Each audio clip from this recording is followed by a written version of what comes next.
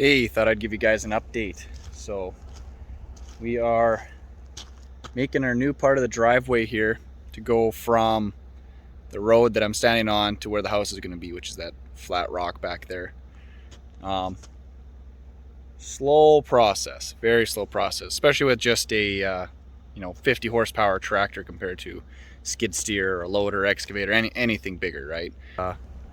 Yeah, so the goal is going to be to go off the road, the main part of the driveway here, and then just make a nice arc down to kind of where the little tree is there. And I'm just going to fill this with gravel for now, and then I'm probably going to just add enough gravel that we can make a loop and come out the backside. I've already been driving through the back there where it's all bedrock, but as you can see it gets a little wet here, so I'm going to fill all that in. But yeah, we've been putting the new grapple to the test, and it's done fairly well. Throw a bunch of boulders in here. I mean, that's foot for scale. They're pretty big. I think the biggest ones were about 2.5 or 3 feet diameter. Put a culvert in here, also known as a Schedule 80 pipe with a joiner in the middle. So that's just so that we can get some drainage out of there. For here, this is where the majority of the water is going to be coming from. And you can see it all kind of filters through here and then just runs down the rock. So we're just going to put in a bunch of stone, a bunch of rock, a bunch of fill that's just full of bigger stones, not boulders, but just bigger rock, just to allow it to kind of naturally filter underneath all the nice gravel on the top. And that'll be our driveway there. And then in the future, hopefully, we'll have a garage here. You can drive off the road right into it. But yeah, as you can see, we've got probably on the low side here, especially where we have this little dip. I mean, that's basically head height in line with the road. So just trying to build it up with the rocks, hold it from sliding away. But yeah, I've been pretty happy with that grapple. It definitely needs to be strengthened on the grapple portions themselves because they keep bending. But that'll be another stormy day project. Get it in the shop and try and make something up for that. So that's all we got left now for that kind of junky firewood that I was given to some friends of ours. It's all, poplar that's got kind of punky or just really ugly cut jack pine, offcuts, wedges, random stuff for fires. But the other thing we were doing today was I took the tractor with the grapple, and so this was all trees in here and fallen trees and all kinds of junk. So I came through, scraped it, just wanted to take kind of that top layer of, willows and trees and whatever off, and then actually use the grapple kind of like a rake. I put the teeth down, and then I would just put it in float function and then back up, and I'd pull it all towards the road and then make it into a big bundle and then bring it to the burn pile. And it did a pretty good job. There was one stump here, this guy, I'm just gonna let it rot out a bit more, because yeah, it's just pretty much rotten. I didn't want to dig a big hole to get rid of it. But the goal is here, I bought a tarp shed, and we're probably gonna set it up maybe here, maybe there, not really sure. But we're making this whole area our firewood area, I guess you could call it.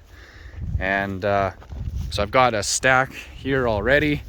This is what my dad didn't want to take from everything else that we had cut and split.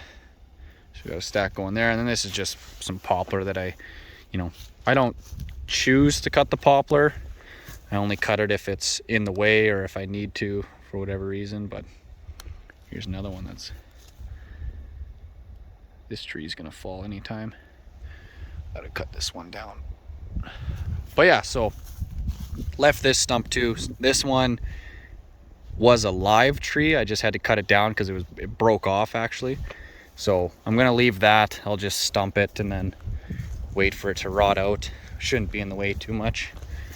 But yeah, it actually did a pretty decent job. And while I was at it, this is kind of where we had all the wood piled up before. So now that the wood was gone, I was actually able to get in behind the piles. So it just made some more access, got some more stones to pick up and whatnot. But yeah, got it all cleaned up pretty well. I mean, it's not perfect, but I didn't care if it was perfect. And this is the only thing I didn't have time for. I just had to come back and get this last pile of junk. So this is that stuff I was saying that we're putting in for fill there by the driveway. It's got, you know, just random pieces of, you know, logs and stuff that's just gonna, that'll rot, you know, this year. It's got some bigger rock like that one, and it's got a bunch of little smaller stone, but yeah, so it opened this area up a lot. I didn't think it was gonna make it look this big now, but I mean, this part here alone is bigger than a lot of people's house and yard when they live in a city. But that's another bonus of living in the middle of nowhere, having an acreage. And then this pile of gravel that I dug out is going to disappear pretty quick this year, because I got to fill up some holes in the road, I got to widen the driveway, I got to do the new driveway. Might end up putting some down in here for that shed. Oh, and then I got a second tarp shed that I'm actually going to put up to be able to put the tractor inside. Since I got it, I've just been parking it outside, and it's getting beat up by the sun. I mean, the sun is just the killer. So something cheap and easy. I think I got it for under 300 bucks from Costco each, which was pretty cheap for Canadian standards, that's for sure.